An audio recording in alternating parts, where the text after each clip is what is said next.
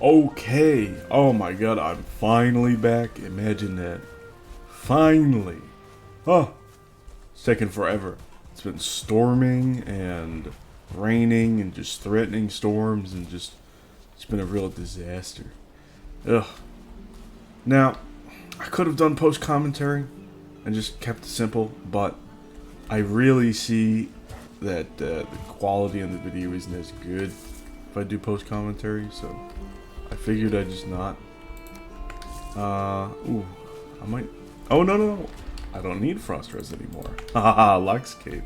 Yes. All right, let's go get some silver. So, got that. Let's get this. I need to bring the bronze axe as well. Let's go repair this lovely. Excuse me, pig. Let's go repair this pickaxe. How much coal do I have? Decent amount, but not too much. I could always just go over to the swamp and get a bunch. Whoo, man, it has been some time. Oh my god. Way too much time. Way too much time. Okay. This blank portal... I'm pretty sure this is in the mountains, but... I'm not 100%. No, this is the new swamp portal. Okay. Well, I'm gonna go through.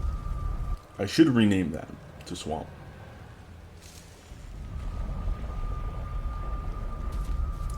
Yeah, because I have swamp there. Yeah, let's do that. So much has happened. Oh my god. I have been playing Elden Ring, of course. If you're on the Discord, you can see that I'm playing the shit out of that game. As usual, slightly tweaking, messing around with builds, optimizing, doing analysis. All stuff that I would be doing for Valheim if I was able to record normally. But it's been good fun. And the interesting thing is, we got Clair Obscura Expedition 33 finally came out. And it looks like it's being extremely well received. And the sales are good, despite it being an indie company. And Oblivion being shadow dropped on the same day, pretty much. It looks like they're doing pretty good. Not only that, it's been on Game Pass since day one. And they're still doing well. First week, 2 million copies. Very solid. Now, there is a narrative behind it that is overhyping. I'm sorry. It's just the facts. People are overhyping this game, which is such a shame because it's carving new territory. It is carving its own niche path forward. Okay, what if we had dodge parry mechanics in a turn-based RPG, you know? Okay, people like that, you know? It's taking much less onus away from the preparation side of combat and combat gameplay and what's interesting about that strategy. And it's leaning much heavier on the execution. And some people are saying, oh, you know, it's not even a turn-based RPG, and then that's not true. It is. It's still a turn-based RPG. It just has much more balance towards the execution of a fight rather than preparation. And it has even more so... Fuck, I don't have my Iron Mace. I'm a fool. It has even more so of that than turn-based ATB. And the problem right now is the balance of the parrying and dodging in that game. Specifically the parrying. The damage is so bad. Oh, it's still half health. That's still good. That's still really good.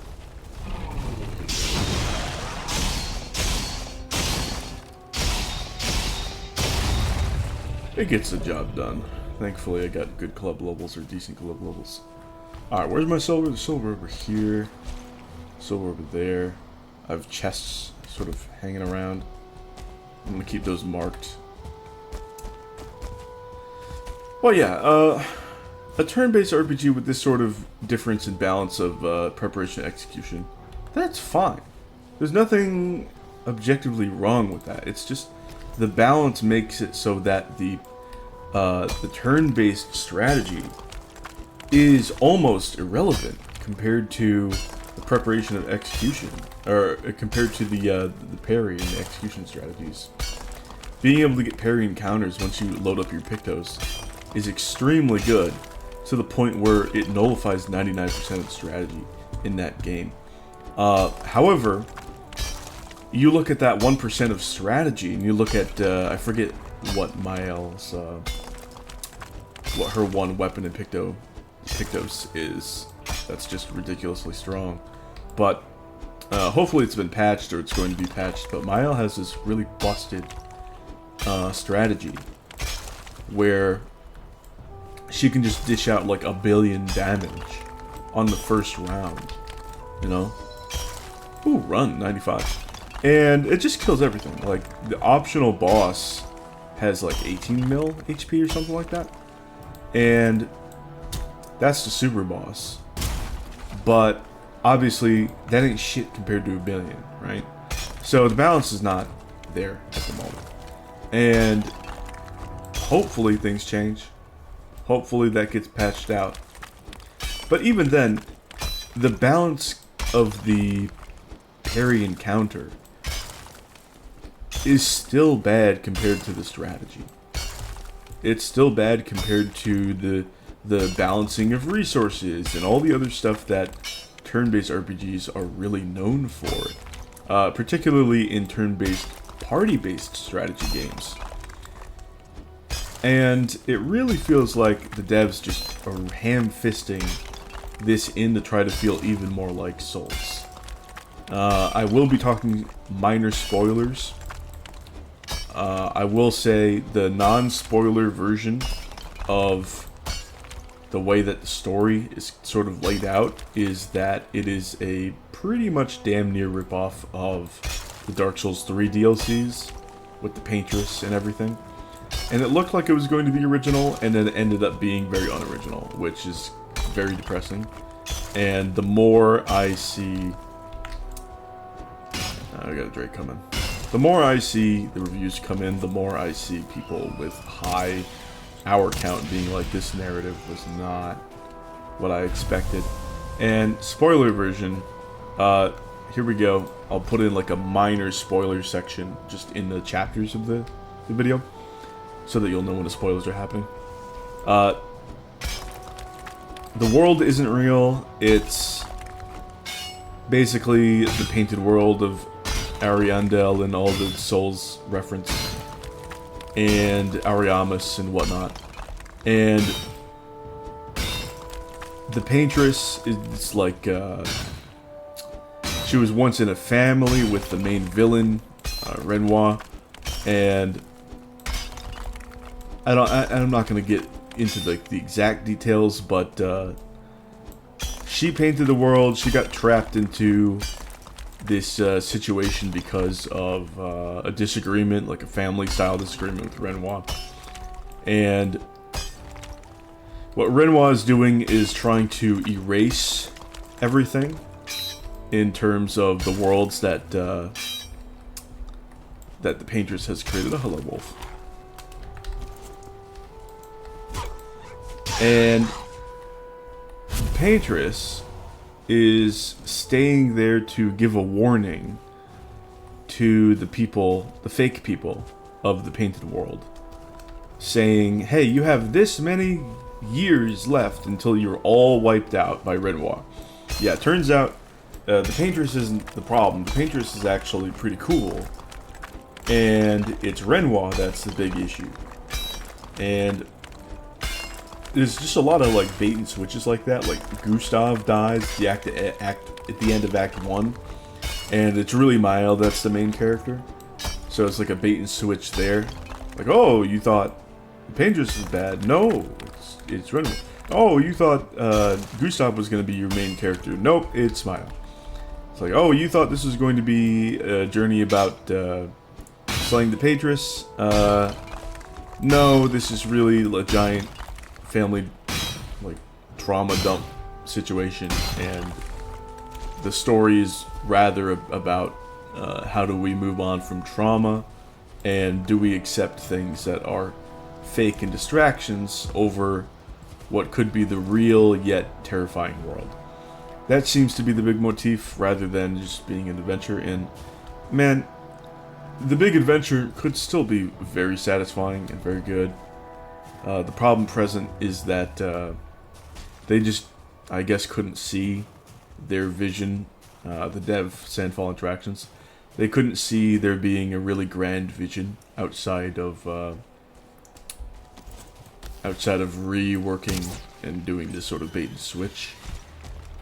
They didn't see it having a deeper thematics and understanding and improvement. It couldn't just be this simple adventure, it had to be more, and that's kind of ridiculous because it could always be more. Hello, Dirk Trophy. It could always be more. Oh, look, Golem Trophy. Or Golem. There could always be themes of loss and what's real and what's not, even with an adventure that didn't have so many fake outs and bait and switches. There seems to be situations where just characters are not, like, acting the way that you would think they would later on, like in Act 3. They're sort of starting to get distorted because they're not, like, real people or what have you. And they stop acting with much, like, group development in much interesting ways whatsoever, which is really unfortunate. I've seen a lot of people saying that Seal, it has this a lot, where she just stops being, like, making sense and stops being interesting. I've heard a lot of people talk a lot bad about the volleyball minigame. I know that's not story related, but still. I really don't like when there seems to be some sort of meta-narrative involved, or some sort of meta-call. Whether it's just trying to be a big reference of Dark Souls, or it's trying to be some sort of grand, strange bait and switch, and oh, it's actually about this theme rather than, like, the quality of the unique adventure at hand. That it just feels bad every time. Let's swap out this for this. Yeah, no, I never like that. I'm never a fan of that. Let's fuel up these. I didn't like it in Last of Us 2, even though I didn't play that game. The whole story is available on YouTube for free. And being able to sit with however many gamers through that, and one of my best friends is a huge Last of Us fan. Yeah, it's just, there was a meta bait and switch where the story was ham-fisted through a thematic lens rather than actually taking a good adventure on its face and just being able to explore themes through that adventure. No, it needs to be all about the theme. It needs to be all about the motif. And the main narrative, fucking, who cares? How characters act and how they make sense, who fucking cares? The meta-narrative is what's important. And I have to make things abundantly clear. Assassin's Creed is still fucking doing this, and nobody likes it. It is the worst part of these AC games by far. Like, I stopped playing AC Valhalla right after getting to the meta-narrative. I had no idea that the meta-narrative even exists.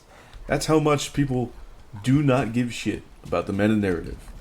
And so, even if it's a well-crafted thing with thought put into it, in terms of meta-narrative, if you don't go down the line and make every single major beloved aspect of an art form, or a video game in this case, good, that being story, characters, adventure, well, not adventure, but story characters,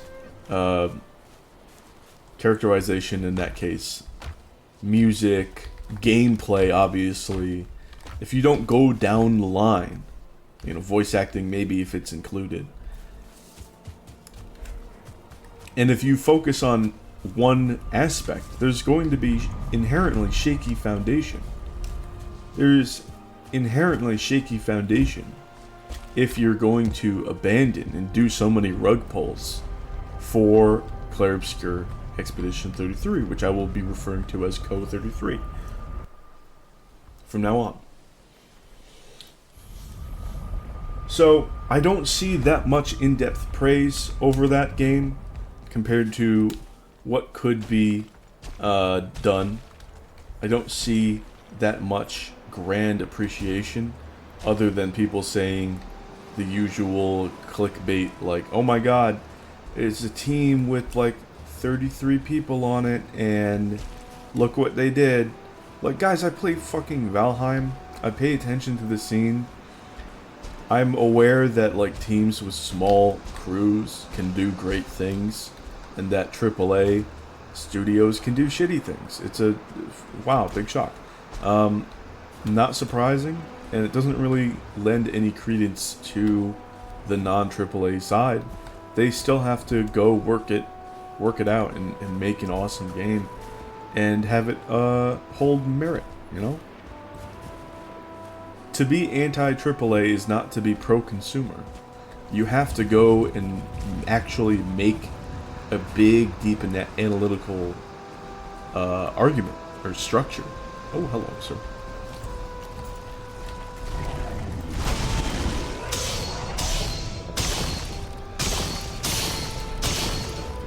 I need to run away and re-eat. It can't just be, oh my god, look, they're not AAA and they're making this game. Because, guess what? Sea of Stars existed. That's a turn-based JRPG that came out not that long ago. It won Best Indie at the Game Awards really not that long ago. And, okay, where's the bajillion million comments of praise around that game? Where is the narrative that this indie studio is bringing turn-based, party-based JRPG style games back? Where is the experience that the internet seems to be having for this game? Oh, didn't see you. Motherfucker. Where were you, my buddy? Where were you, guy? That could have been bad. A little bit of panic on top. Lethal. Anyway. This fucking Blizzard, man. Where were people when Sea of Stars was there? Oh wait, Sea of Stars wasn't very good. It was a mediocre title.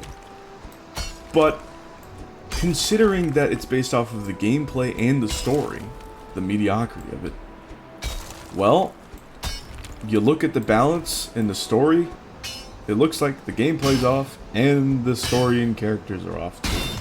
Because it's very much so, oh, what if we did Dark Souls 3 DLC but with active characters instead of just leaving it to be lore? That's not very interesting, having played fucking Dark Souls 3. Sorry, I don't care that much about it anymore. I've experienced it. It was great. Awesome. Hello, Wolf.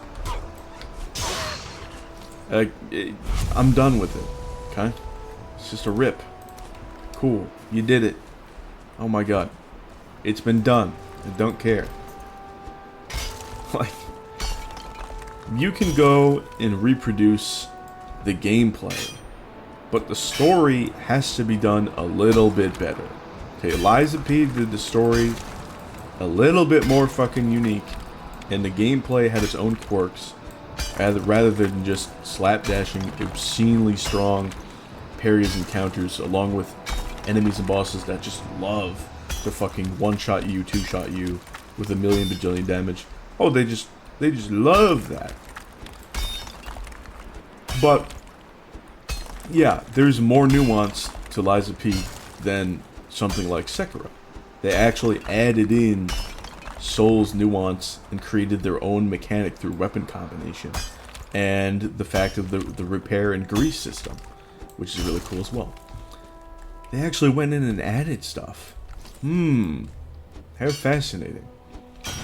And when you look at that system, and you look at the overwhelming praise that Co33 has, it seems like, because it's such a pushed narrative, that the game would be praised and well received on every single aspect of it, and not just people pushing the narrative.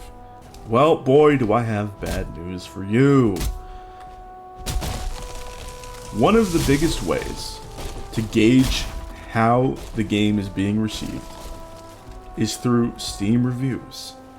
You check the Steam reviews, that's a pretty good sample size of the population generally. Pretty good. Well, the Steam reviews are extremely positive. And by extremely positive, I don't mean overwhelmingly positive, it says very positive. But, you know, it's hovering around from 92 to 94% on average. It cannot crack that 94 threshold to reach overwhelmingly positive. What a shame. But there's a reason behind that. Another way that you can tell... Is these feathers? Ooh. Another way that you can tell what people are thinking about these games is to check the active mod calculations on certain game-breaking mods. Now, considering there's going to be great overlap in whichever ones break the game, whichever mods break the game, you can just focus on one of them if it's significantly downloaded and it completely mitigates a part of the system, whether it be combat or story or what have you. You look at Elden Ring Seamless Co-op downloads and you compare it to the positive Steam reviews, it is a huge indictment of the online co-op and invasion system. The fact that it has so many fucking downloads. And yeah, the invasion and co-op system sucks. There's a lack of quality of life and invasions are just an unbalanced mess. So, what do we have to say about Claire Obscure Co33 mods? Okay. What's going on there? Well, interesting thing. On Nexus mods, there is a early... No, not early. There is an easy parry mod. It also has a harder parry mode. Oh, interesting. How curious. Well, that mod also has an easier parry mode. And an even easier parry mode. And a disgustingly easy parry mode. All the way up to, guys, 450% easier. And all the posts, all the recent comments on that mod page on Nexus Mods is just saying, what about gradient parries? What? Can't you let us invalidate the core game mechanic even further than we've already done? Can't you do that for us? Okay? Can't you invalidate the core mechanic even more? How many positive reviews are there on Steam? Right now I would guess around 50k. Last time I checked it was 49k. How many unique downloads are there for this mod? 48k. That's what people think about the combat and the core gameplay of this system. That's what people think.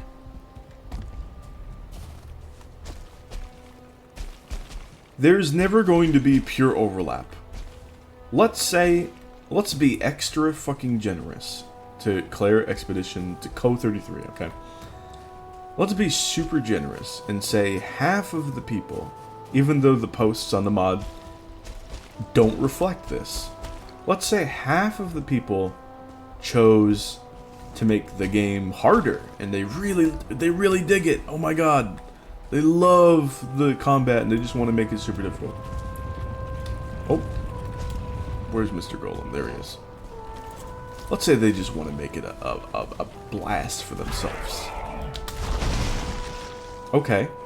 That still leaves 24,000 people.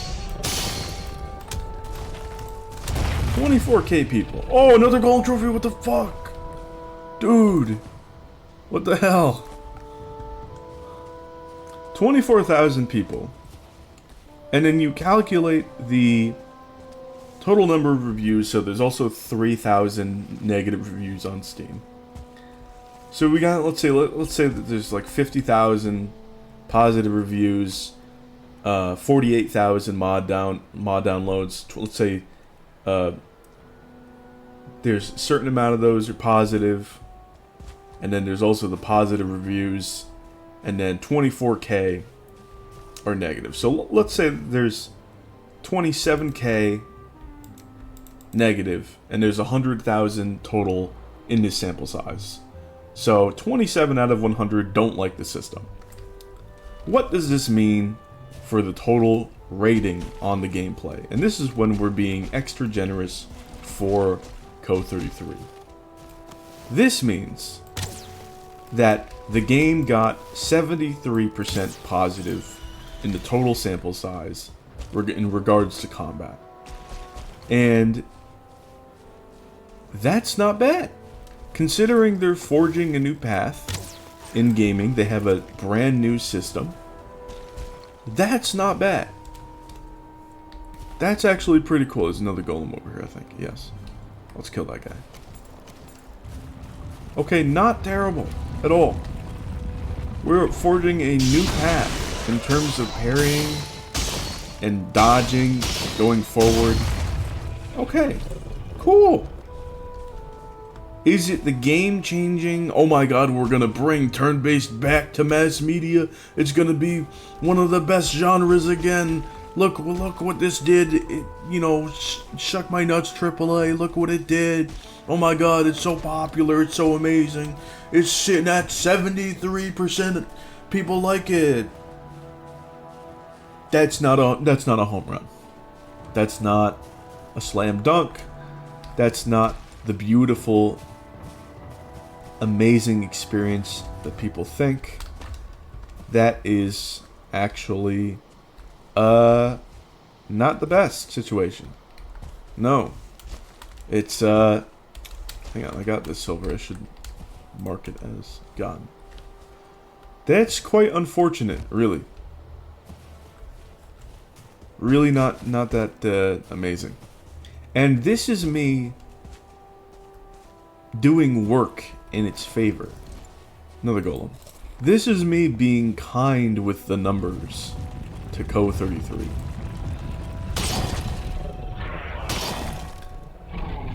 I'm being good to it with these Nexus mod numbers. A lot of times, and the reality is going to reflect this, there are going to be people, when they see this narrative, they're just not going to speak up.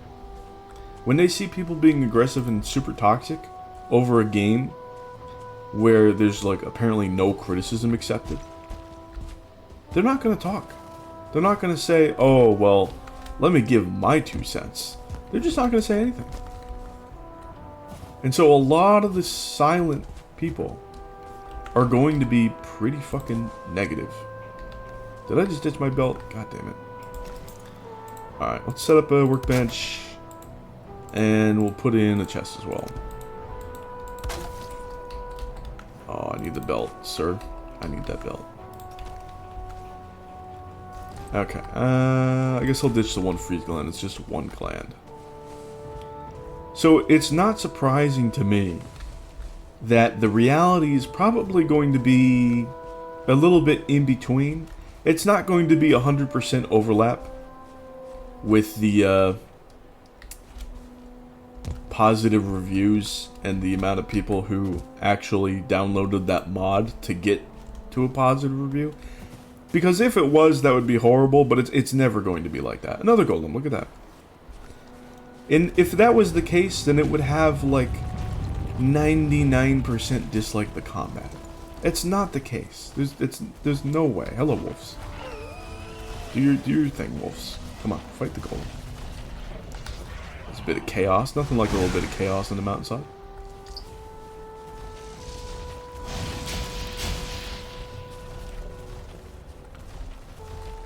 So, it's probably going to be in between what I said. Which is still like 50%. Guys, if 50% of the people don't like this system, you've fucked up majorly.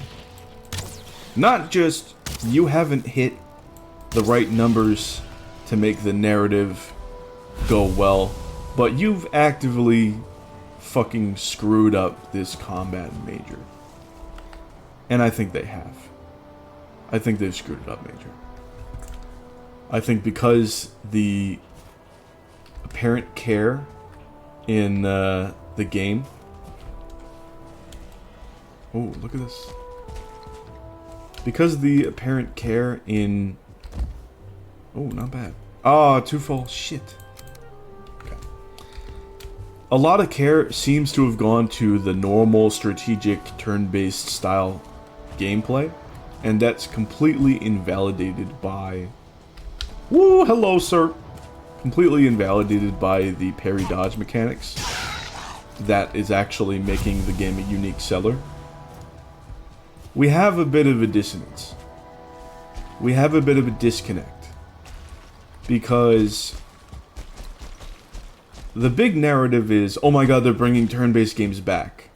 But the balance of the combat is so bad that the turn-based core mechanics are being left to rot, even though they actually put effort into making them and making strategy surrounding them. It's just being left to rot by the balance. And thus we have the sheer number of people that have downloaded. I should go back and get rested and like sleep and store some shit like the crystal. The sheer amount of people that have downloaded the mod. It's an insane amount of people that have downloaded the mod this early into the game's launch. And so the narrative in favor of this game being the this is the one that'll stick it to the AAA depths kind of falls flat. It's not going to be that, guys. That's not what it is. I'm sorry. Yes, Bor, I love you, but you need to get out of my way. It's not the game that's going to bring Magic back to turn-based, that's going to bring Prestige back to turn-based. If it was a Final Fantasy X-like system, you would have done that with Chained Echoes. If it was the beauty of the Paper Mario with Final Fantasy X style system, it would have done it with Sea of Stars, and it didn't happen.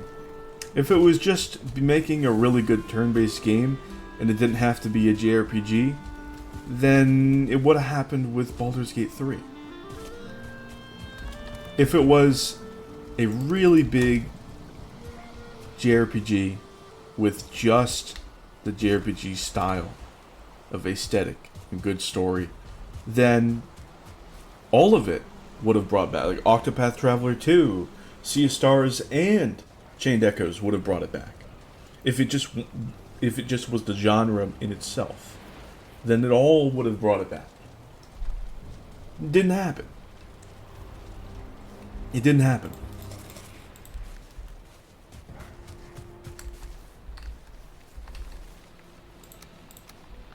So what is it, really, that's going to bring it back? Is it going to be Code 33? No. No. Why? No. Why would it be? No, absolutely not. This game is going to forge its own new path in a very specific niche. And because it's a niche, it's not going to go on and sell particularly well. And even if you give it the Square Enix boost and the Final Fantasy boost of brand recognition, oh my god, brand recognition. Well, I don't think that it's going to be a magnificent boost, because a lot of the praise with the current Pro Co-33 narrative, ooh, +1, is, oh hell yeah, woo, is people are conveniently saying, oh well, it's the best turn-based RPG, or turn-based JRPG-esque experience in the past 20 years, or in the past 15 years. Look at all the +1s. Damn. Well, yeah, the past 15, 20 years, that's neglecting the best in the fucking genre. You're neglecting Final Fantasy VI, Final Fantasy VII, Final Fantasy fucking 9. We're even neglecting what inspired the favorites of Sandfall Interactive devs. Like, two of the head devs of this fucking studio were clearly inspired by Final Fantasy X and really loved Final Fantasy VIII, which it's like Final Fantasy VIII's on their website for one of their favorite games. And Final Fantasy VIII is the black sheep of that era. People don't fucking like that. And Final Fantasy X, like I've said time and time again, is insanely boosted by the sheer number of quality games that came out before it, combined with the fact that there was a new console release. It is no coincidence that the game came out with a blonde-haired, scrappy character with the really nimble fighting style and sort of yellow and blue color coding aesthetic and theming. That is not a coincidence that a Final Fantasy game had that main character iconography right after fucking Final Fantasy IX.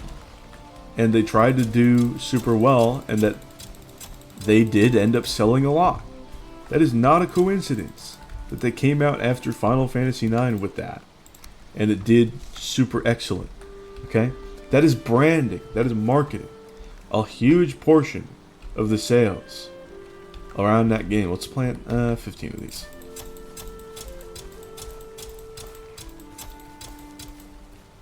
$13, $14, $15. A huge portion of that comes from what came before, and the absolute masterclass that was Final Fantasy IX. Let's plant 25 of these. 4.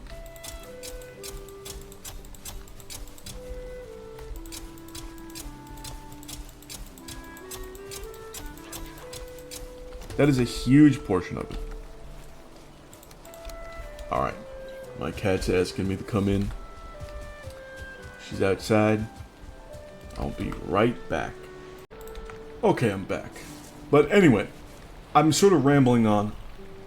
The grand point that I'm trying to make, that I've been building up to, and that you guys have understood should you have watched this entire series, is that you have to embrace what makes the best selling turn-based games what they are.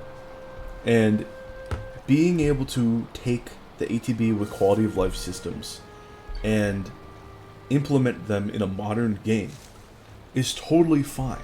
That should be the takeaway from Souls and Souls-likes, is that you can just yoink the best systems and gamers will reward you for it and not chastise you for it. That should be the takeaway. And the best-selling, best appreciated systems come from the Final Fantasies of yore. Not 10, the ones of yore. And you shouldn't take from gimmicks that remove what is appreciated about turn-based RPG and the strategies surrounding them. You should look at the systems that make it better. The systems that really look like they're going to improve upon the base of turn-based RPGs. So, let's see. Obviously, ATB with quality of life is the biggest thing. standby and wait in active mode. Those are the things. I need wolf meat. Do I really only have 5? There's no way. I guess I might just have 5. That's fine. I'll cook up 30, like whatever, 10 onion soup. But yeah, even if you remove the big parry function and like completely removed it, you would still have a lot of really weird Paper Mario style mechanics and like active button inputs in a way that goes well beyond what ATB has to offer in terms of active timing in Clair Obscur Expedition 33. And to that point, I don't think that a lot of turn-based gamers are really going to enjoy that. The total amount of Paper Mario sales in that series is 16.4 million.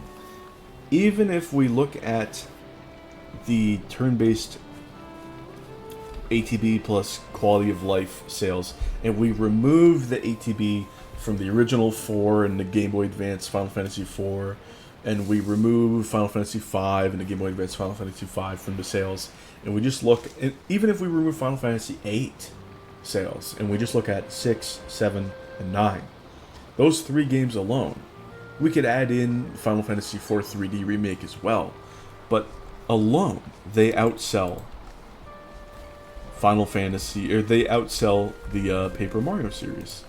So it's plain and simple to see, that's not just because of the story. That's because people appreciate the mechanics. That's because the gameplay of the game that sold well is actually well appreciated by the people that bought the game. Wow, big shock. Big fucking shocker. You know? Oh my god. But, yeah. I don't know. I don't feel like I need to explain this to people. But I don't know. It's a weird narrative to see. I think a lot of the people pushing this narrative that Co33 is going to bring back turn-based JRPG style games into the zeitgeist are in some sort of strange echo chamber and they're sniffing their own farts. I really don't think they know what's going on, or they deliberately know and are leaving out the best titles of Final Fantasy, even though that's clearly, obviously what gamers want. Like, a lot of the big pushback against the real-time Final Fantasy action games that came out was against 7 Rebirth and Remake. And people would want a faithful original combat system. What does that mean? That means fucking turn-based ATB with standby in wait mode. That's what that means. So, it's not even addressing the total amount of grievances, not even close, that people have with these games. And not only that, that's not even addressing the grievances about the story botching that 7 Rebirth and 7 Remake did. Like, we are way off the mark in terms of looking at the total successes and failures of the past Final Fantasies and present Final Fantasies. Like, this is way off base. Shocking. Absolutely shocking. That people would just look and say, oh yeah, well, let's just arbitrarily create a number of years and, oh, this is the best turn-based, this is the best version of this in that many years. Oh, wow. Very fucking convenient, isn't it? Very convenient. Very, very convenient. And just people on Steam that will go under negative reviews comments and will say, oh, I guess you're pro AAA then. Like, go get a fucking life and suck my cock while you're at it. Like, Jesus Christ. Again, it's just shilling with a different shade. It's shilling with it. It's, you know, you're still not pro-consumer. You're pro this game which just came out the other day. ridiculous behavior on the internet. But it is the internet. You're gonna see a lot of it. My god. Alright, I'm gonna get that crystal. Oh my god, my cat's active again. What is going on? Yeah, let me pause this, sorry. Okay, I'm back again. That cat, I don't know what's going on. She's probably just feeling weird because it's been so rainy and she doesn't like being outside when it's raining. But she loves to go outside in general. Alright. I gotta ditch this wood, get the silver, and move it back to the portal. I've been a mess just playing this game because people have me so confused. Like, I wouldn't be so up in arms about what seems to be on the surface a well-beloved game if people weren't fucking with a narrative belonging to my favorite game genre, okay? If you fucking troglodytes on the internet weren't fucking with my favorite genre, I wouldn't be so goddamn harsh, okay? But these absolute modern morons, when it comes to modern quote-unquote games journalism online, they think they're hot shit because they're not corporate. No, you still suck. You still have no balls. You can't critique a game. You don't do the research into whatever genre that you're looking into.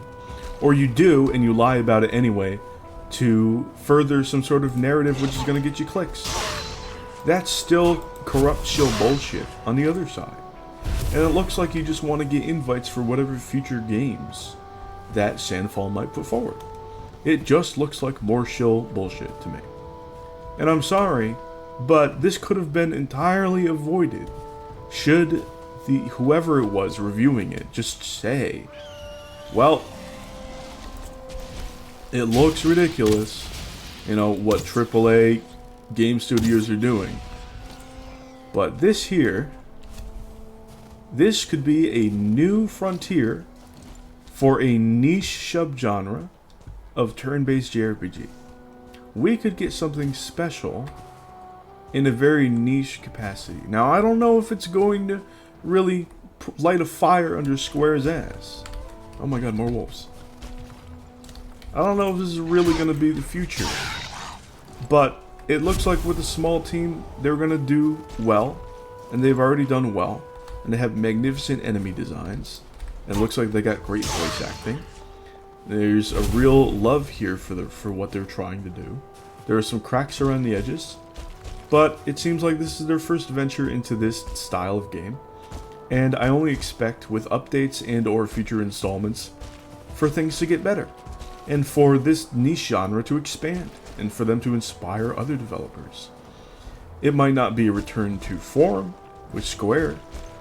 But it's going to be a new stage.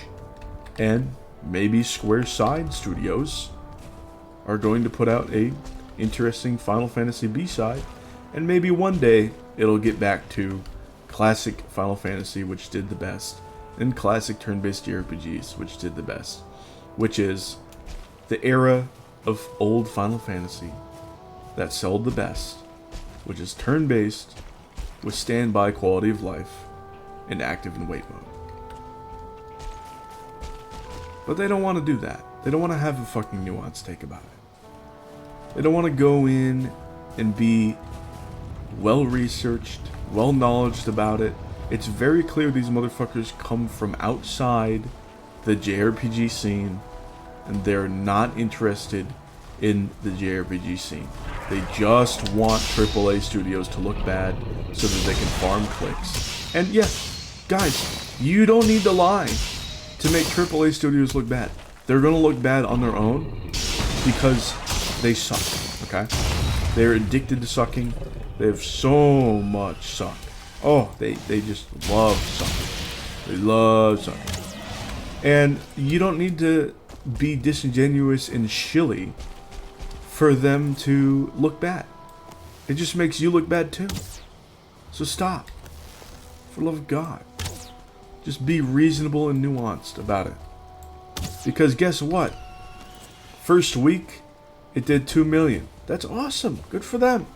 With everything. That's cool. Final Fantasy 16, first week, PS4 exclusive. It's an action game. People knew it was going to be an action game. What did that do? 3 million.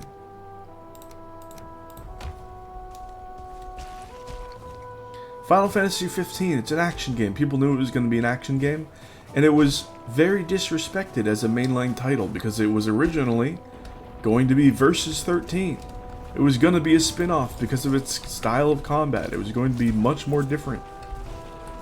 It was disrespected because of it. What did it sell in the first day? Or the first week? I forget if it was first day or first week. It was 5 million.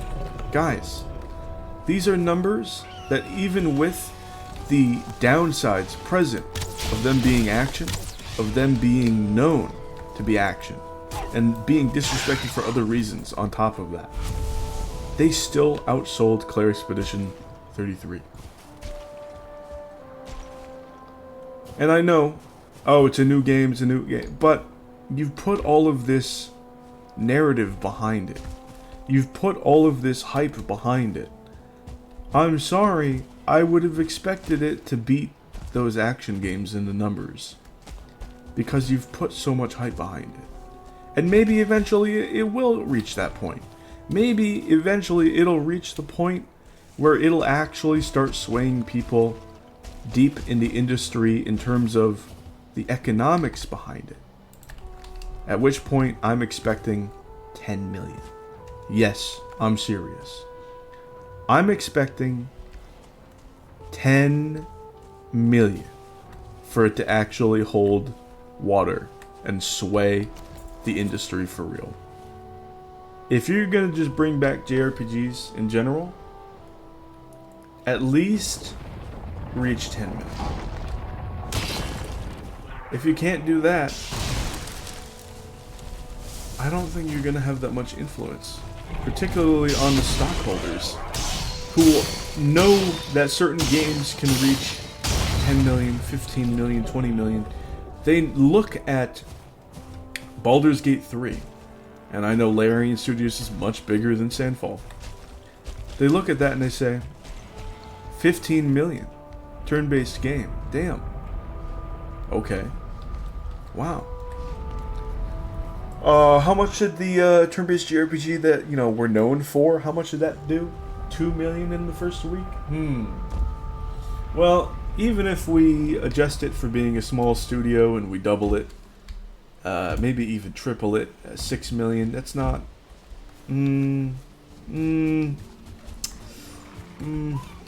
Like, guys, even the numbers that I gave for Final Fantasy 16 didn't meet the shareholder expectations. And the shareholder expectations were brought forward by Yoshi P, who said it's a Final Fantasy game. We need to bring the best music, the best combat, the best story, the best blah, blah, blah, blah. He said basically we need to go down the line and provide the best experience because that's what Final Fantasy fans expect. And I'm sorry, but the best experiences of that nature in a modern setting are not going to sell 2 million even if they're from an indie developer. Look how much Valheim sold. Look how much Valheim sold from an indie developer, even more indie than Sandfall Interactive. How much did they sell? A pretty fucking good amount of copies. Yes, it was $20. Yes, it was lockdown period, where everybody was stuck inside and more likely to be gaming. But you gotta understand that shit came out of fucking nowhere from an even smaller team and sold way fucking more. And yes, it's not turn-based, but let's be real. It went into a market which was already pretty fucking saturated. It went into that survival market. And it still put in numbers. numbers, numbers, numbers. Huge numbers.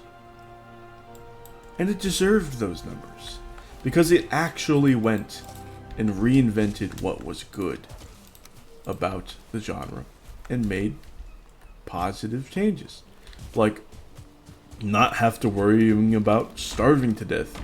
Just like having raw benefits from food is awesome. That's huge. Like, better than Minecraft food by far. And not only that, the combat's much better than people give it credit for. Much better. Way, way better. Let's get the boat up around Hilders. So let's get this ready. And let's also get, let's see. I want portal mats because we have the blank portal. We can have it for the boat like this. Let's go through Hilder now. And yeah, obviously, an indie game coming to a saturated yet stagnant fucking genre, doing an amazing success story with a small team. They're not incapable of putting some bullshit in their game. Okay? We know this with Valheim. We should know better to then think, oh, well, you know, clearly these guys, they just made an amazing experience and there's nothing wrong at all. There's zero things wrong with the way that their game works. And 2 million, that's all, that's good. You know, Oblivion took away from...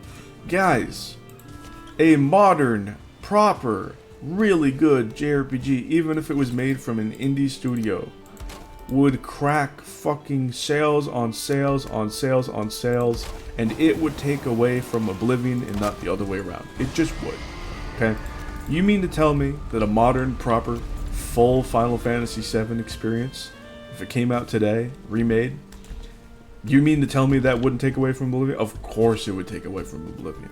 It would take away from damn near anything.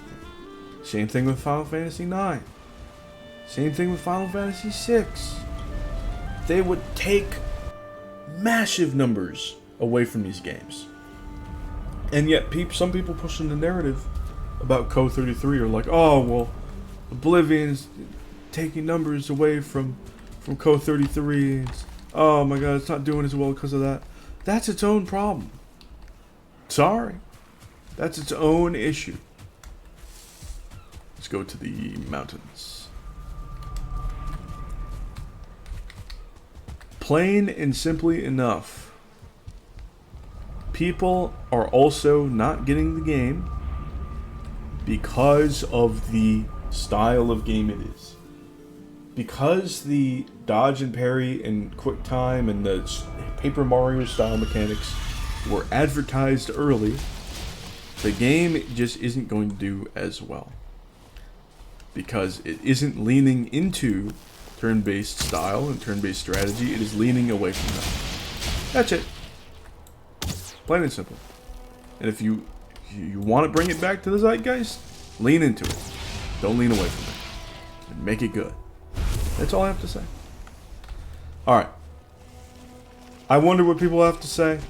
You know, it might be controversial, but legitimately, I went and described Clair Obscur Expedition 33 with just being positive, just talking about the positives. It's like, if you want like turn-based JRPG that's like Final Fantasy X, that really leans into these like Sekiro-esque like dodge and parry mechanics, then that's the game. That's the game for you. And I pitched it to a voice chat of 3 buddies of mine. 2 of them were just playing Oblivion Remake. And they didn't say a peep. And the other guy said, oh, you know what? That seems like it's right up my alley. I know that's a remarkable sample size, but 1 and 3 with no words of interest from the other 2? That's not going to cut it, guys. That's not going to be your grand narrative that we're looking for. That's not gonna do it. Sorry. Just doesn't do it.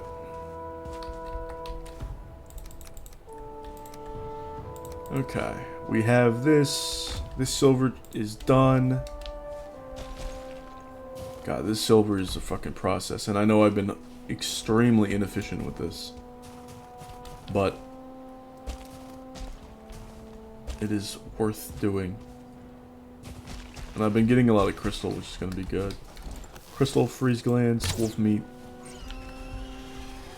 wolf pelt, especially for Fenris. Very important.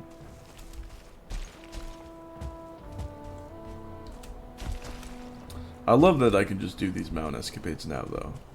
No worry about potions. Thank you, Locke's Cape. Shout out Valheim progression. Feels good. Anyway, I'd love to see what people have to say regarding Code 33. If anybody's had a positive experience with it, cool. I hope you have the best experience with it. I hope that it's the best game you've ever fucking played. It's just, I see the numbers, and it's just, it's not going to be what everybody's saying about it. Plain and simple. And I don't like shilling. Whether it's for an indie game or a AAA game, I don't like it. So, I'd prefer if people drop some actual arguments and not just say what's good with the narrative.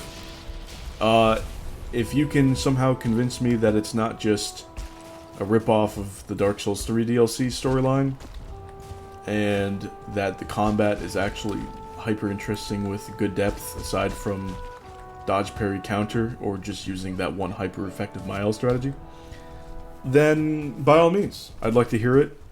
I'm not going to touch that game with 10-foot pole. I prefer to have my JRPGs lean into the preparation and the JRPG strategy and the turn-based strategy rather than leaning away from it, and I would like my action games to lean into the action rather than lean away from that. Simple as that. That's all there is to it. And I think that hybrids are welcome, but that they're always going to be niche instead of a giant, grand, genre-changing thing. But hey, I've repeated myself enough, more than enough. So let's just get into gaming here. You just get to lock the fuck in. Lock in. Alright. Let's go back up to the mountain. Get my silver. Thank God I'm not able to get hunted here. That's just so much more convenient. I understand I would have had bone mass, but still, no thank you.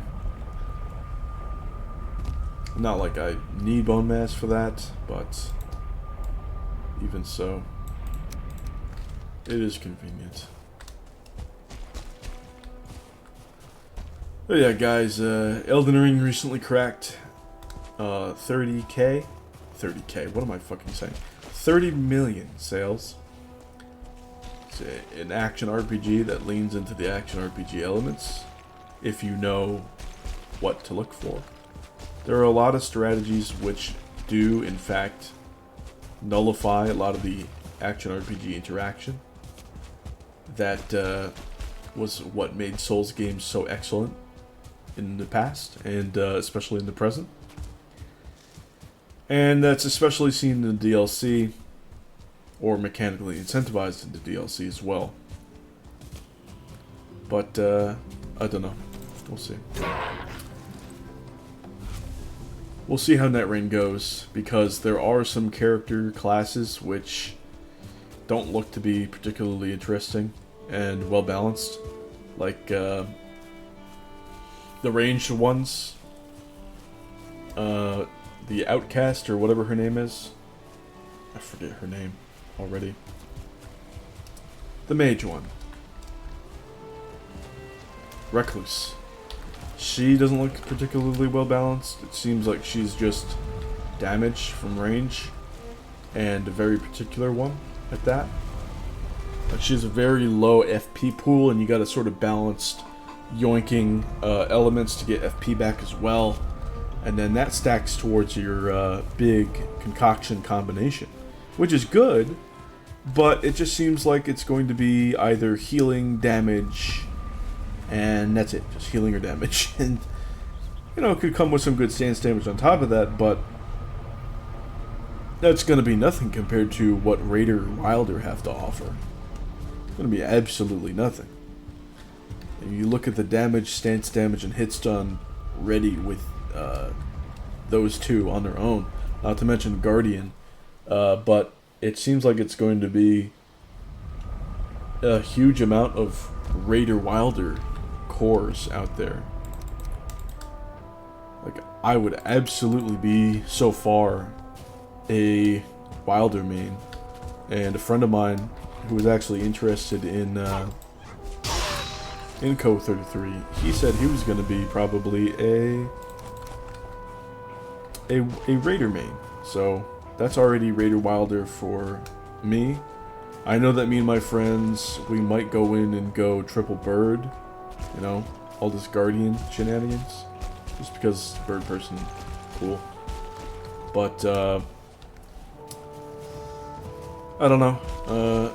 Raider Wilder Guardian, it seems like to be an elite style comp. I know we have the Executioner as well. That seems like it's going to be very cool.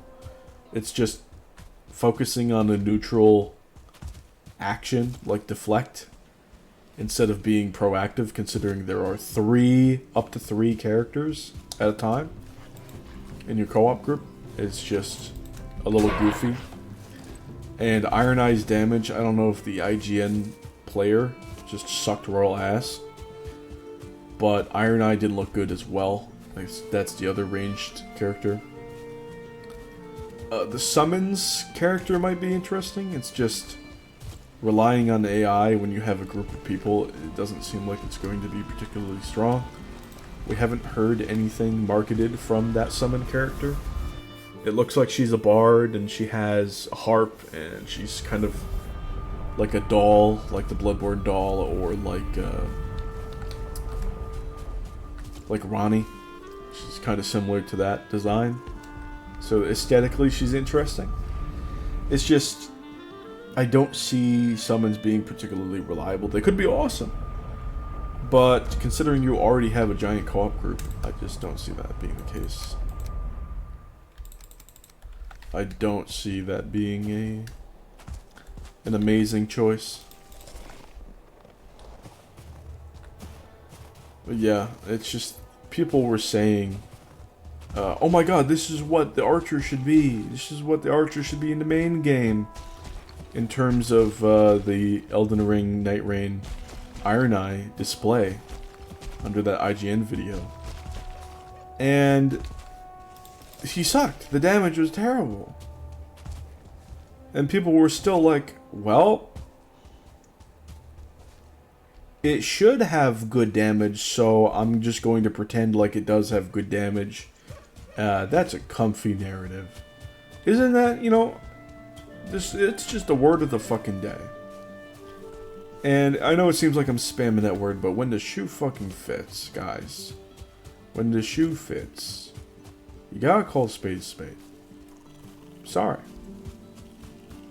But people just be yapping. They just saying shit. Oh, yeah, that's good. That's what. No. It's shit. It's shit. I can go over it with like a members only video, or just like in the Discord, or just showcase a link. It's horrible damage. And even if you're like, oh well, you know, the bows can be buffed with greases now in Night Rain, and you can double your elemental, and just, it's like, bro, that's still bad. And the passives and abilities like surrounding Iron Eye are just like tangentially like group related. Like, oh, you get more items with Iron Eye. Like, okay, all right. So he's got like more arcane, I guess. Like, what the fuck? Cool. That doesn't help his archery in the slightest. It's not very mechanically interesting. Can we have him actively buffed up? And can we showcase it actually being interesting? Please? And people go on and in that comment section, they're like, "Ah, yes, I can play support." Motherfucker, as a support main, you don't know what that word fucking means. It does not mean healing. It does not mean ranged character. It means actually supporting the teammates with benefits, positives, buffing, support, active support. Being able to buff them up. Holy shit. Oh, what a disaster. Oh, the gaming community is falling apart before my very fucking eyes. Except it's not. It's just people on the internet being dumbasses, and I'm being dramatic about it. But the gaming community at large is still fine. You guys are still fine. Don't worry about it. You're still cool. Especially y'all in my community. You're doing well. And I'm not just saying that because, I want you to stick around and hit like and subscribe. And you guys are so cool. No. Genuinely, the fact that I can just speak about these legitimate issues, whether it be in the community or whether it be on the developer side, whether it be flaws in terms of games or their perception, and you guys chill with it. That's awesome. That's awesome. And I know that if I was yapping on some fucking nonsense, that you guys would be there to put me in check. You guys would say, "I'm not so sure about that one because of this, and that." Because I've experienced that in Valheim. It's been a lot of people given X and Y advice over the years that has really led me to become the top gamer that I am today. In terms of whatever game, okay? It's a big community influenced level that I've risen to.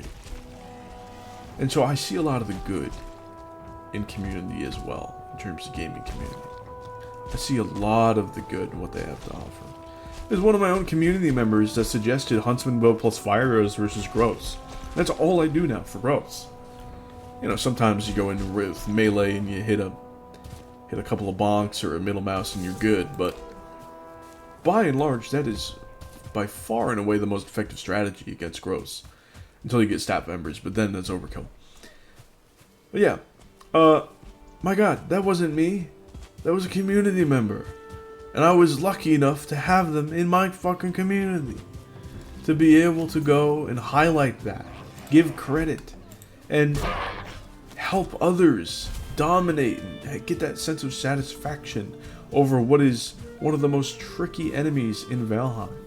I did a community poll a long time ago over several rounds of what the trickiest mob in Valheim was, and the Groats won handily over the tricky tournament. They won handily. Very handily. Alright. I know it's only one thing of silver, but 93 silver is really good. Let's go back. This might take some time. We got shit wind. And we got a long haul. But it's worth it.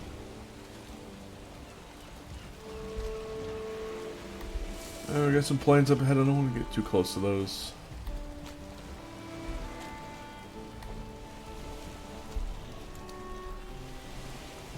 Oftentimes, especially in Elden Ring, it is through trudging through the muck of a lot of randos saying shit that you get to the good of the community. So, I'm not up in arms because, oh my god, there's so much bullshit in the community and the community at large is shit. It's just that so much either vocal minority or loud majority is saying some bullshit that I go and think, oh my god, this sucks. I have to wade through so much bullshit in order to get good info, or to see past an obvious nonsense narrative, or to get good advice and become mechanically dominant so that I can experience 100% of what this game actually has to offer.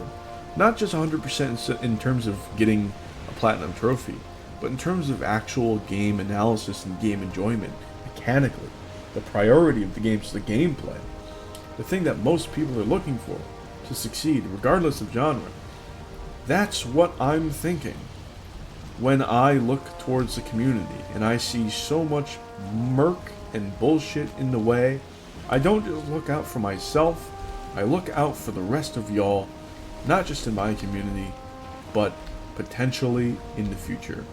I look out for people like my dad, who don't have that much time, but they would love to play a good, awesome game and experience 100% of what it has to offer.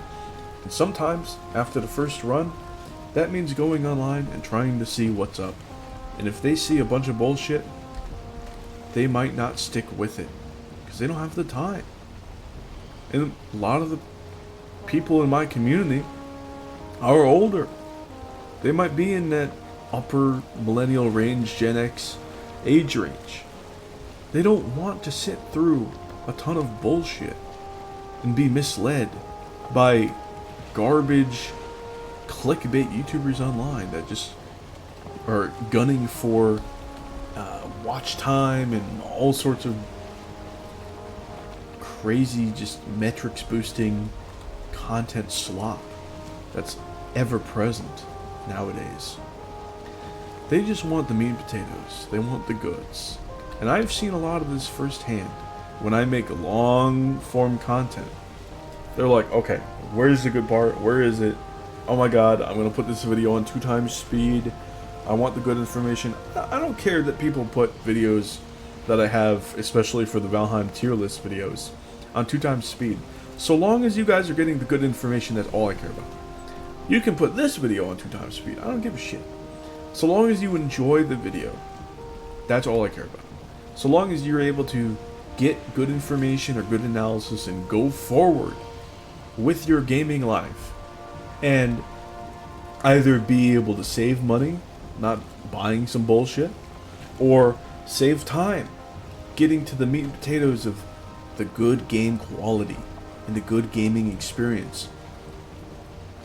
That's what I want. I feel like I have to reiterate this every time I go on some negative tangent about X and Y game. It's not about me being negative, it's about me laying out foundational constructive criticism so that gamers at large can understand and cut through a lot of the bullshit and just use their limited time and money well. That's all it is. That's all it is. Let me drink some more.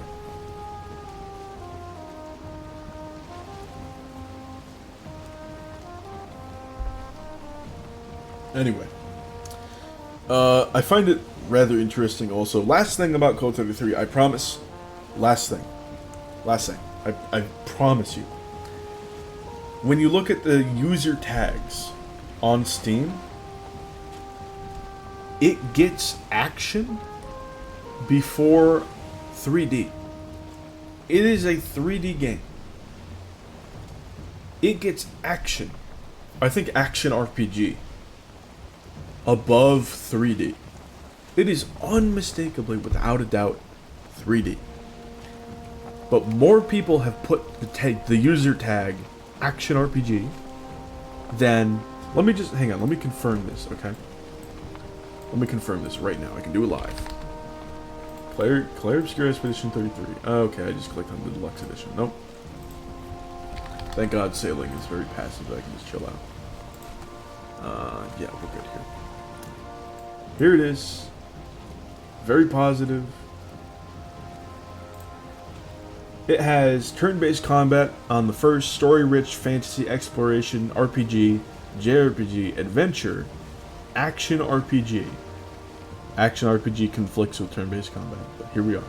Lore-rich, character customization, 3D, party-based RPG. It has action RPG above party-based RPG.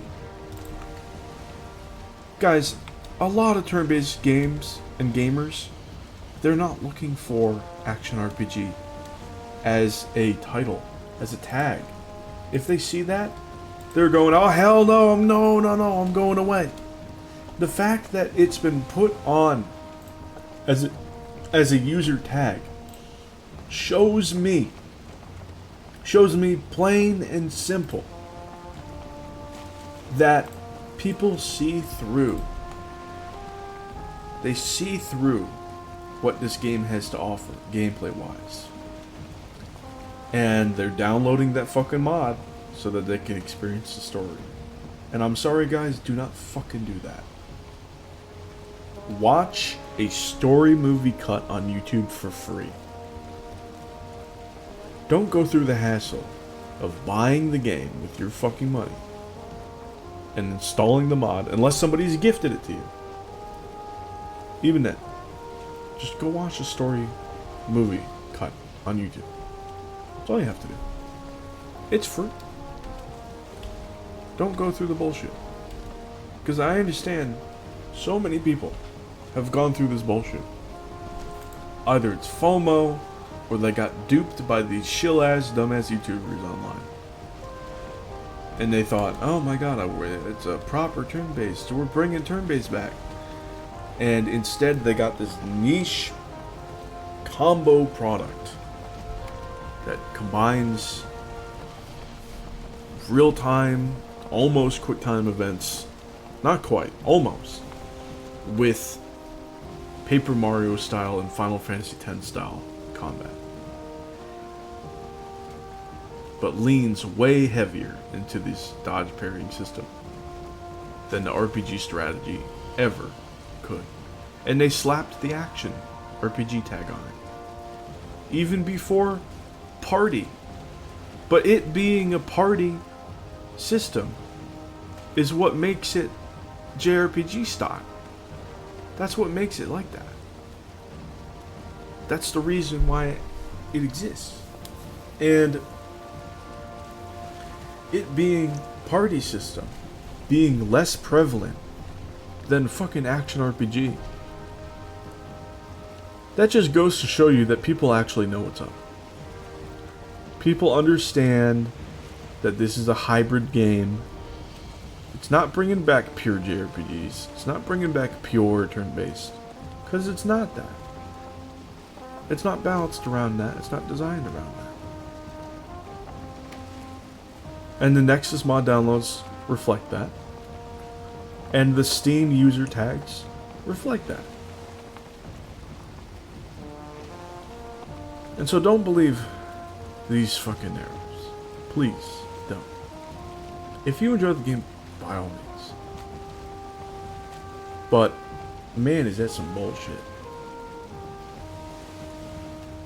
If turn-based JRPGs go down this route, I will not be buying them.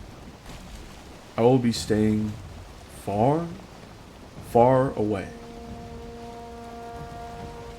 And I will be hate watching them. I will be covering their failures with glee. I will be doing the gritty on their downfall. And it will be very funny as soon as I see some sort of new narrative surrounding JRPGs where people say, oh, well now this one's gonna bring them back to the forefront. Which will inevitably happen. That'll be very funny to me. And I will laugh. Because you can't fuck with my favorite genre game like this and expect me not to. Can't do it. Despite all the hours that I have in action games, I have over 4,000 hours combined in Elden Ring and Valheim. Obviously leaning towards Valheim. Despite my great love of old action classics, action RPG classics like Champions of Norrath and Champions of Twin Arms. Despite my love of action adventure game like Shadow of the Colossus. Despite my appreciation of action RPG based, almost Zelda-like Final Fantasy spin-off games like Final Fantasy Crystal Chronicles, Ring of Fates, and more specifically Echoes of Time. Games that I've praised on this series. Despite my deep appreciation for action-oriented games, and my deep appreciation and watchful eye over future titles like Crimson Desert. If you fuck with my turn-based JRPG party experience, if you fuck with that and lean away from that, yet market towards it, and if the genre gets oversaturated and it becomes bog standard, industry standard, to release a game that's marketed as being turn-based JRPG, yet the mechanics lean away from it and just sprint away from it as hard as they can, I'm going to prey on their demise. I'm going to think of people as foolish. I'm going to think of people of being ridiculous. I'm going to think of people of being silly and goofy. And I just won't. It's not going to happen. I'm sorry. With this mod download rate, it's just not going to happen. It's just not. I need to get out of here with the swamps up ahead. Or is that Black Forest? It is Black Forest. Anyway. Yeah, it's just not gonna happen, guys. I'm sorry. They call me a hater? Yeah, I'm fucking hating. I'm hating. But I'm hating educationally. I have made well-researched looks and glances and deep dives into the state of things. And if somebody wants to argue that my hate is unjustified and unwarranted, well, I'm not moving shit, then feel free. Feel free to address all of my points. You have unlimited time. You can type up a comment in a Google Doc or something, and then when you're ready, paste it into my comment section and I will read all of it. I will. So don't be afraid to engage with everything that I said in this giant video with depth and earnest. I will be there for you. If I see somebody pull in some sort of bullshit narrative, I will immediately permanently remove you from this fucking channel. I'm not playing any games. You can't just repeat the narrative and not expect me to not immediately say, oh, you're trolling. I don't value trolls in the community. Obviously. No self-respecting community would. It is what it is. So anyway, hopefully soon enough, get back, get all the silver in, upgrade my Frostner. I think I'll upgrade the Frostner before making the silver sword. I do want that silver sword, but I want the Frostner. My Crystal Battle Axe is fine at the moment as it is. I will upgrade that eventually, but you know, it's slow goings with this silver haul.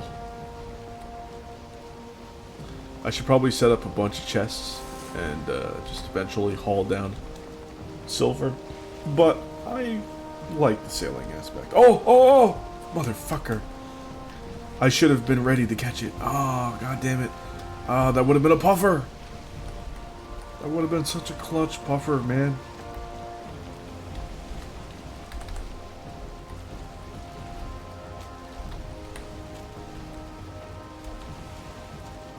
Ooh, one of my favorites. Giant herring.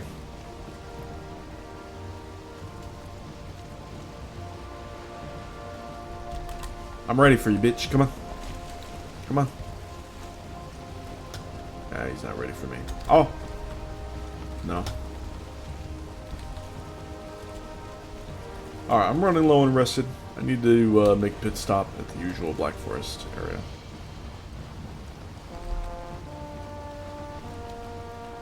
I see this area is where I've made a pit stop in the past. Well, over here, generally. But it's time. Time to make my pit stop. Pit stop, portal, sleep, and then portal back.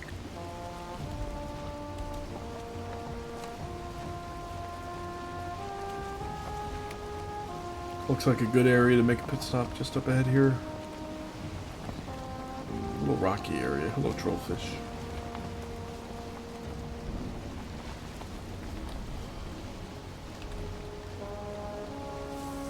Troll. Then I'll go a little bit further. I'll go to this rock up here. Goodbye, troll. Yeah, this should be a good rock. No rested, no problem.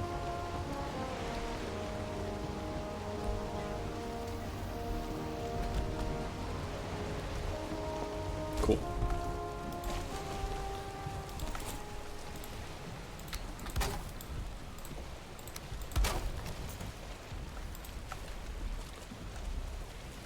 It'd be really funny if somebody said, like, said in the comments, like, oh, you don't like it when people disagree with you, huh? Because of my instant ban comment. No, that's not it. I'm getting ahead of that comment because I feel I can kind of smell it coming. Ooh, I do need more iron for the sledge. I should do that after. Oh no, it's maxed. Cool. I can smell that comment coming. It's really just like you have no argument. I'm sorry. I'm sorry you have no argument, but you don't have an argument. There's no argument. Usually people being like, oh, you just disagree. Like, no. No, that's not an argument. You have to address my arguments. And then you might be able to say that if you can accurately address the arguments. But if you could accurately address the arguments, you would just accurately address the arguments. That's it. Like, I see this all the time. It's such a lazy critique of what people have to say. It's like, oh, well, you just don't like it when people have dissenting opinions. Like, no, I'm totally fine with that. It's just, don't be a fucking idiot. Like, I don't know. Sorry, we really can't distinguish absolute tools online with anonymity for trolls. So don't get caught in the fucking crossfire. Too bad. So sad.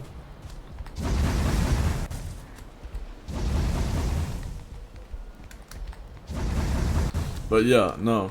It's like, just spent the whole video talking about how the narrative is bad. Yeah, don't just repeat the narrative. Actually address the points. And if I see you repeating the narrative, you're gonzo. Sorry. And yeah, it's like such a bot thinking. When people go like, even if it's a bad point, it's still stupid to say, oh, you just don't like when people disagree with you. Like, people will say this a lot for, like, in political conversations. You just don't like when people disagree. Like, no. You can allow the other person to be fucking stupid, okay? If they're making stupid points, they could be stupid. You know, it's a mind-blowing possibility. They could be stupid. If they're making stupid points, they could be stupid. And if you address those stupid points, maybe they'll understand it. Oh my god. Oh. But people just want that dunk. I don't know why that dunk feels satisfying to people. They're just looking for gotcha points. Like, oh my god. Oh, you just don't like when people disagree with you. Look. You're just silencing people who disagree with you. I'm like, I'm sorry? This is my fucking space? And I'm plenty reasonable with people, but I can't just let morons give cover for trolls. Can't do it. Somebody else can do that, not me. I'm not doing that.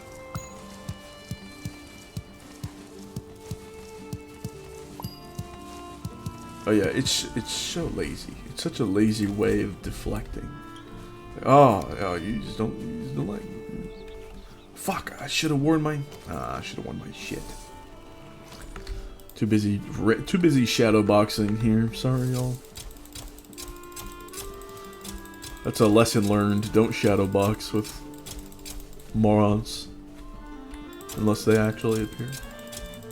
But hey, it's just good advice in general, because you probably heard that before, like in real life, somebody being like, "Oh, well, this guy just doesn't like when they disagree." It's like, no, maybe they think that there's something stupid going on, and they disagree because there's fundamentally a giant problem at hand, or maybe there's a giant problem and that problem needs to be addressed, and that fundamentally yapping in circles and agreeing to disagree isn't going to solve the problem, and is just going to lead to extremely non-productive conversations that end up going in circles. And maybe with the advent of bots online and trolls online, that seeing people go in circles in conversations and looping is done on purpose to piss people off, because it usually is annoying when people don't actually address your points properly and interact with you like a human goddamn being, having a real conversation. And so to dismiss what people are saying as, oh, well, you just don't like when people disagree. No, it's the style in which the disagreement is had. It's always the methods. Always the methods. Can you treat me like a human being? Can you put your ego aside and learn and actually address the points and not loop me? Can you and interact me, treat me like a human being, so that we can have a productive conversation? Hello, Pickleton. That's the main thing. That's it. That's all it is. It's remarkable how many people fail to meet that metric online. And in real life, too. You know, people talk about objective video game qualities and objective things all the time. And they lead down the lines of, oh, well, let's agree to disagree, when they start losing. When they start making shitty points and they get called out for it. Oh, that's when it's time to agree to disagree. As if we're talking about who's got the, what's your favorite flavor of ice cream? Oh, mine is strawberry. Well, mine is chocolate, good sir. Let's agree to disagree. We're intellectuals. Like, yeah, that's fair. But if you're talking about, like, I don't know, like, is the fucking iron sword or the iron atgear better? Motherfucker, it is the iron atgear, and if you say sword, you are wrong. And no amount of, oh my god, isn't everything subjective, bro? And oh my god, we gotta agree to disagree is going to change that. No amount of, oh, well, it depends on the situation. And no amount of that's going to change that when you look at the brass tacks. When you really get down to the quality of the weapon compared to each other, okay? When you get proper arguments on the table and actual game analysis, the Iron Sword sucks massive balls, okay? And the Iron Gear is absolutely fucking phenomenal. You ain't gonna stagger lock a Lox or a Fulling Berserker or Starred Seeker or Starred Fullings or absolutely demolish Being Hunted or what have you. You're not gonna do that and then pull out an Iron Sword and be like, ah, well, you know, the situation, let's agree to disagree, no, you're just being a bitch. Sorry, you're being a bitch. Don't be a bitch. People need to cut through the bullshit in order to actually get good information. The good information is that the Antgear's good. Just to put it lightly, the Antgear's good. Gotta, you know, put it lightly there. It's pretty fucking good. Pretty good. Can we get a puffer? Hello. I'll take a grouper even.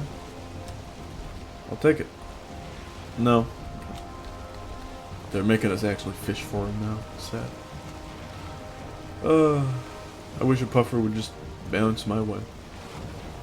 Puffer hardly knows. But yeah, there's a lot of weaseling out. Hopefully in this series I've covered a lot of the ways that people weasel their way out of just saying like, oh, I guess I'm wrong, or I need to look into it. Be wrong. Fucking be wrong. I was wrong about how I crafted my Elden Ring Faith build. Guess what? When I figured out I was wrong, I said, oh my god. There's a new right way to do it. That's exciting. I've learned something. How cool is that? I get to go forward with better strategy and have more fun because my build is better. That's awesome. I don't understand why people can't just have that way of thinking. It's crazy how fragile people's egos can be. It's so crazy. I'll take that hit. Oh, we're really cranking this soldier boy. Fuck. We got it. We got it. Come on. Fucking max that shit out. We're trying to haul. Jesus. Oh, no. I think I had this problem last time, too. I'm gonna have to do some, like, pickaxing in here. Just... Hello? We moving? We all good?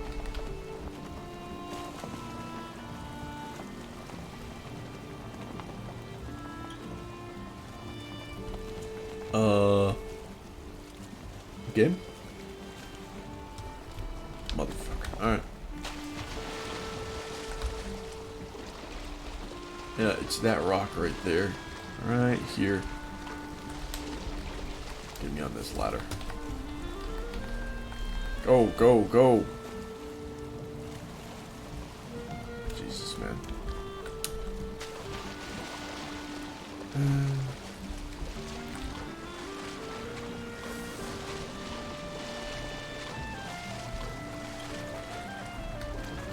Okay, are we good? We good now? No? Oh shit, this sucks ass. Okay, well... Surely we can just go on the rock and push it from the rock, and then we have... success. Yes, that's the strat. Move, move, move, let's go, let's go. Yes, that was the strategy the whole time. Okay. Look at that, I just learned something that I should have learned thousands of hours ago. Literally just stand on the rock that's causing the problem, if it's horizontal to you. That goes to show how late in the game, or late in my experience, that I learned how to sail. Please stop. Oh man. Oh god. The poor Ashland ship is gonna get fucked up in this passage.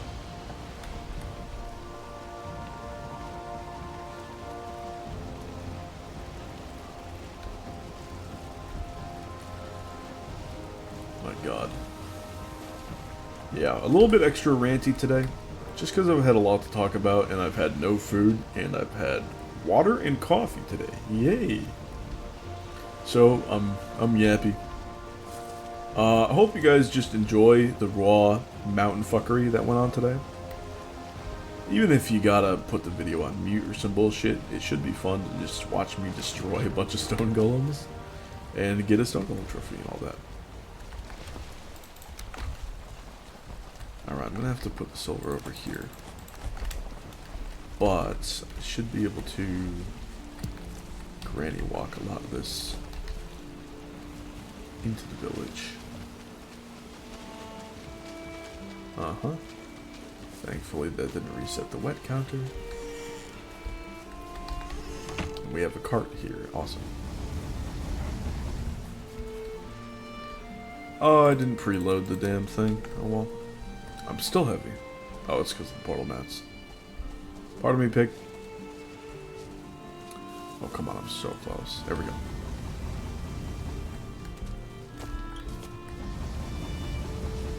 Okay, cold time.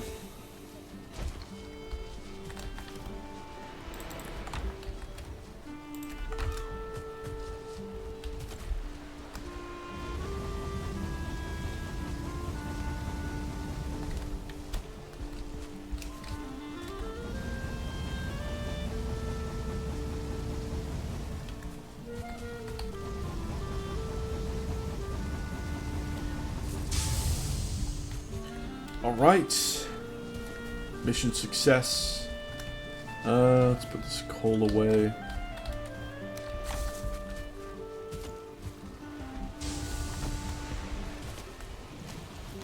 Alright, time to break this shit down. I can just use the mace.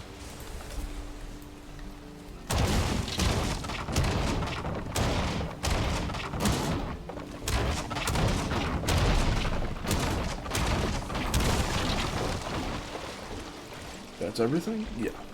Okay.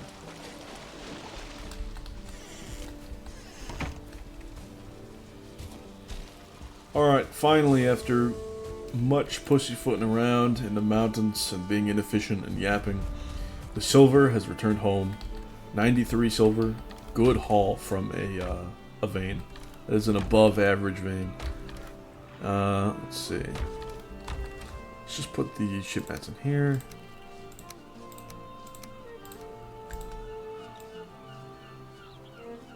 I believe the workbench wood came from this area, and then we can put the portal mats in here. Oh, let's just place stacks. There we go.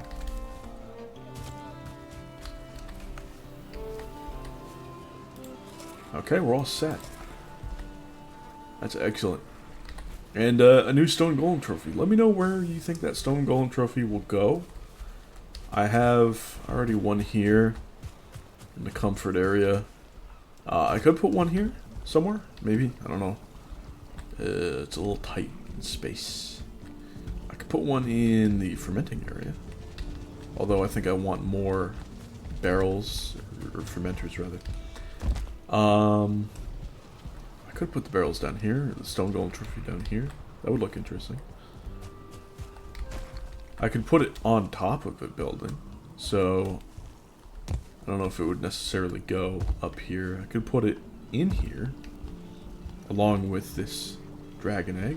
That would be a nice mountain theme. Let me know where you'd want that. And yeah, next episode I think I'll do more swamping, just to upgrade my mace finally, and obviously I need much more iron in the future. I don't know, I guess I'll upgrade the Frostner with this silver and Mosterite. It's either that or make the sword. I don't know if I have enough iron for the sword right now, just to upgrade it. Frostner, there we go. Yoink. Yeah, I would definitely want to upgrade the Frostner, especially because I'm going back in the swamp. Alright. Thank you guys for watching. I'll see you guys some other time. Hopefully much fucking sooner than the last gap. My god, it was way too long between last time and now. So, hopefully much, much sooner. Thank you guys again. Have a nice day.